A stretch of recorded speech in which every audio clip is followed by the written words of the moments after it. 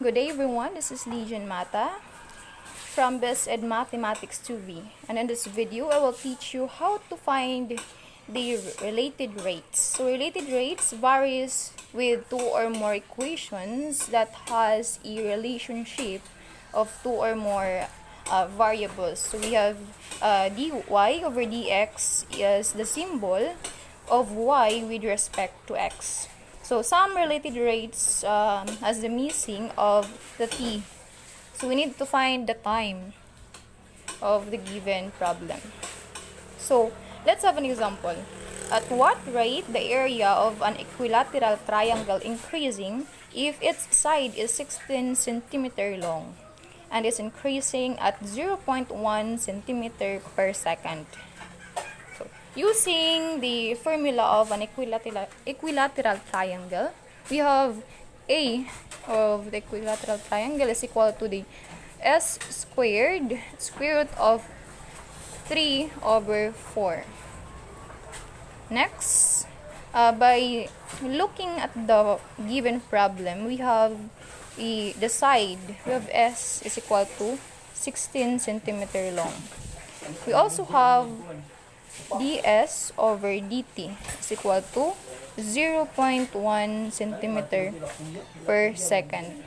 So when you convert decimals into fraction, so this one is tenths. So 0.1 is equal to 1 over 10. Next, we need to apply the formula. Okay. So the derivative of a over the derivative of t is equal to, our side is 16, but we need to use differentiation. So we have square root of 3 over 4, the derivation of x squared, we have 2s times ds over dt. So as you can see, we derive the s squared over ds over dt. Next, we can cancel this 2 and 4. So the result here is 2 and 1.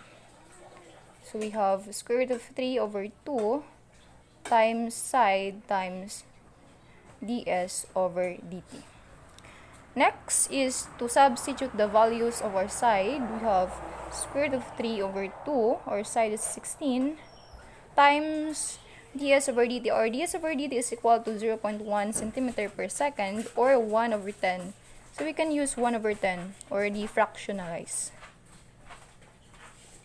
Next step is to multiply these following results. So square root of 3 over 2.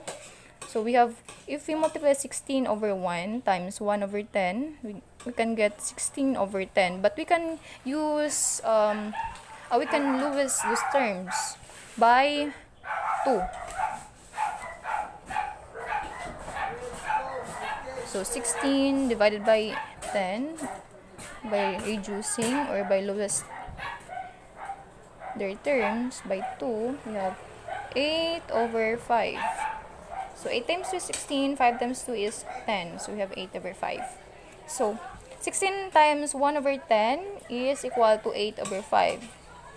So we have 8 over 5. So square root of 3 times 8 is equal to 8 square root of 3 divided by 2 times 5, we have 10. This is not the final answer since you can lose the term 8 over 10.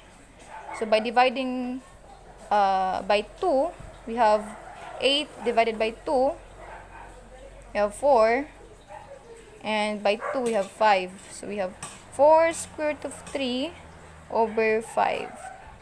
So this problem is easy to find or easy to solve since we have already the formula of an equilateral triangle, and by the sides, the given sides, and also the given ds over dt. Okay, so the derivative of a over the derivative of t is equal to the 4 square root of 3 over 5 centimeters squared per second. If you are asking why we use the unit centimeters squared per second, since the given is centimeter per second only, it is because it is an equilateral triangle and we use centimeter here. So this is the final answer. Thank you.